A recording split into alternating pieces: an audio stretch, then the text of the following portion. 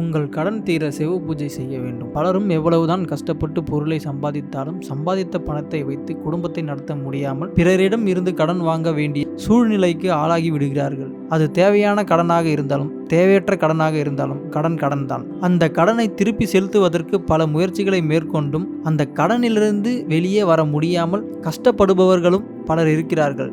ஒரு சிலருக்கு வாங்கிய கடனை அடைப்பதற்குரிய வழியே தெரியவில்லை.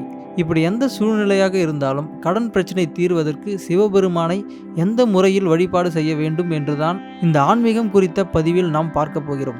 ஒவ்வொரு தெய்வத்திற்கும் ஒவ்வொரு விதமாக நம் பூஜை செய்யும் பொழுது அந்த பூஜையின் பலனால் நமக்கு இருக்கக்கூடிய கஷ்டங்கள் தீரும் என்று கூறப்படுகிறது. ஒரு பிரச்சனை தீர்வதற்கு ஒவ்வொரு தெய்வத்திற்கும் ஒவ்வொரு விதத்திலும் வழிபாடு செய்வோம். இதே போல்தான் கடன் பிரச்சனை தீர்வதற்கு பல தெய்வங்கள் அருள் புரிகிறார்கள். அந்த வகையில் சிவபெருமானுக்கு எந்த பூஜை செய்தால் கடன் பிரச்சனை தீரும் என்றுதான் பார்க்க போகிறோம். பொதுவாக சிவபெருமானை பிரதோஷ நாளில் வழிபாடு செய்வது சிறப்பு.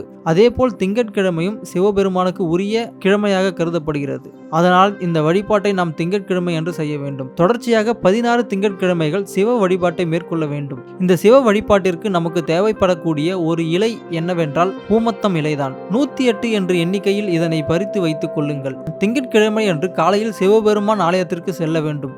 அங்கு வெளி பிரகாரத்தில் இருக்கக்கூடிய சிவலிங்கத்திற்கு தான் இந்த பூஜையை செய்ய வேண்டும். முதலில் சிவலிங்கத்திற்கு தண்ணீரை ஊற்றி அபிஷேகம் செய்து கொள்ளுங்கள். பிறகு சுத்தமான பசும்பாலால் அபிஷேகம் செய்ய வேண்டும். மறுபடியும் தண்ணீர் ஊற்றி அபிஷேகம் செய்த பிறகு சிவலிங்கத்திற்கு சந்தனம் குங்குமம் வைத்து மலர்களை சூடி அலங்காரம் செய்து கொள்ளுங்கள். பிறகு ஊமத்தம் இலைகளை ஒவ்வொன்றாக சிவலிங்கத்திற்கு அர்ச்சனை செய்வது போல் செய்ய வேண்டும். அவ்வாறு அர்ச்சனை செய்யும் போது ஓம் ரூண முக்தேஸ்வர மகாதேவாய நமக என்னும் மந்திரத்தை கூறி அர்ச்சனை செய்ய வேண்டும். இப்படி இந்த மந்திரத்தை 108 முறை கூறி 108 இலைகளை அர்ச்சனை செய்த பிறகு சிவபெருமானுக்கு வெள்ளை நிறத்திலான ஏதாவது ஒரு உணவுப் பொருளை நெய்வேத்தியமாக வைத்து வழிபாடு செய்து நிறைவு செய்ய வேண்டும். பிறகு அந்த நெய்வேத்தியத்தை கோவிலுக்கு வரும் பக்தர்களுக்கு பிரசாதமாக தர வேண்டும்.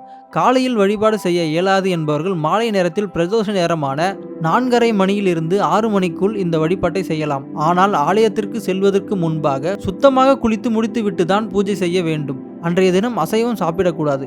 மிகவும் சுத்தமாக இருந்து இந்த பூஜையை செய்ய வேண்டும். இந்த சிவ பூஜையை முழு மனதோடு செய்பவர்களுக்கு வாழ்க்கையில் இருக்கக்கூடிய கடன் பிரச்சனைகள் அனைத்தும் தீர்வதற்குரிய வழியை சிவபெருமான் அருள்வார் என்ற தகவலை கூறி இந்த பதிவினை நிறைவு செய்து கொள்கிறேன். ஓம் நம சிவாய.